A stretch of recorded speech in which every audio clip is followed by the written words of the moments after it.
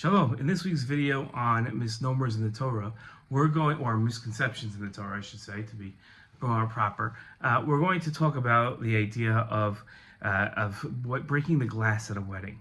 A lot of people get this idea correct, and some people don't realize that there's actually two reasons for it. A lot of times we have two reasons for it. The two reasons don't simultaneously exist. They're based in a debate. But here it's not a debate. Here the practice actually has two reasons that developed over time, and both reasons stand as true. The reason we break at a glass at a wedding, most people understand, is to remember the Beit HaMikdash and how the temple is destroyed. And that no matter how happy we get, we realize that our happiness is somewhat lacking without the Beit HaMikdash. And that reason is true. But there's a second reason, and this is the reason that the Talmud brings up, which is the idea that a wedding is one of the most joyous moments of the year.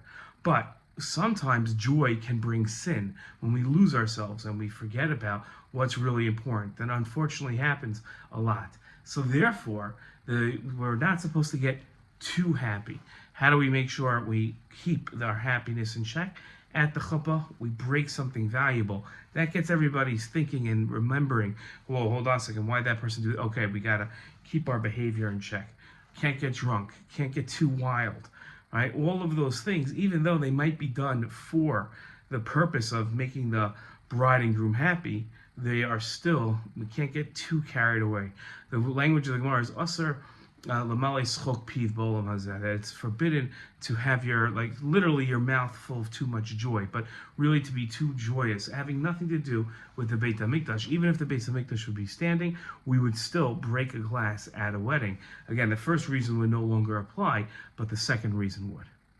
Shalom.